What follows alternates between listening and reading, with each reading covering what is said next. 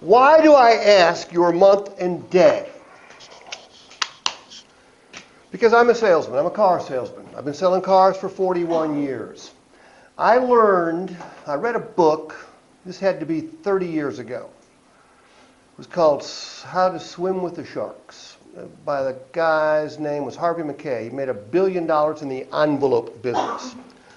And one of the things he did was he kept a dossier on all of his customers. And he had, in the book, it was a printed copy of it, and he knew everything about the customer. Kids' birthdays, anniversaries, hobbies, et cetera, et cetera, et cetera. Well, I knew that I didn't have that kind of organizational skill. But what I picked up off of it was the habit of every time in the last 30 years, whether I'm in a social situation or a business situation, when someone hands me a card or I get the information from them, I always say, hey, month and day you were born. Now, I also keep a pretty good database up here. Okay, it's a software program that I've been using since 2000, maybe 4 or 5, which is when it came out. It forces me to stay in touch with people at least once a year. I wished 35 people happy birthday this morning. That's how many people I know having a birthday today.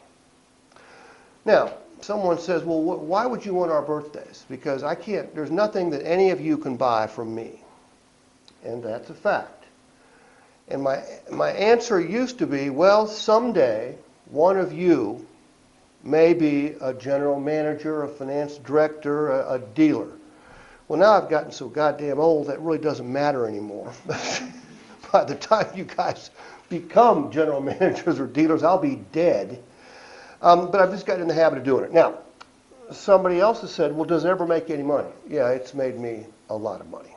And I'm going to give you one example of what could have happened.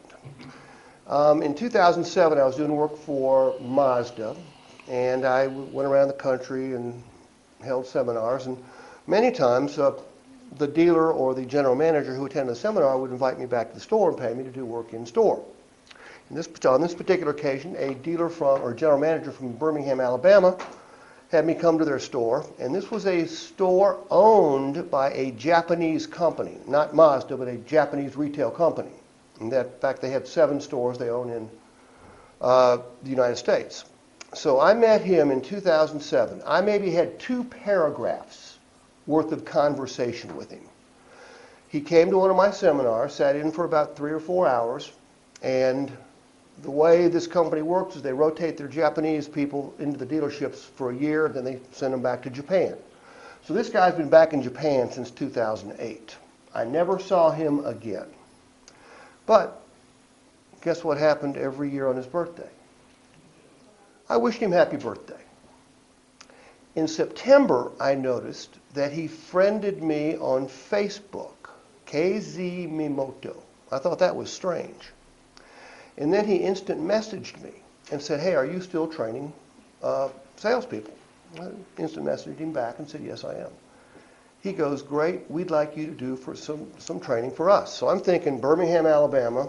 They've got stores in Gastonia, North Carolina. They've got a couple in Texas. So I'm thinking, Texas, North Carolina, or Alabama. So he sends me a note and tells me where he wants me to go and says, will you do that? This is no shit. I mean, I've got a master's degree. I'm pretty well educated.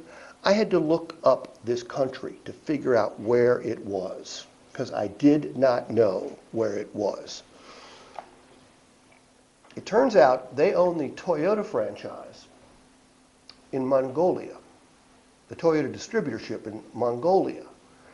So their Mongolian sales have gone down, and I'm guessing they were sitting around a conference table in Tokyo talking about their Mongolian sales going down, and somebody said, who could we have go fix that? And this son of a bitch was I was the only son of a bitch they knew who trained salespeople. You know what they were willing to pay me for 2 days?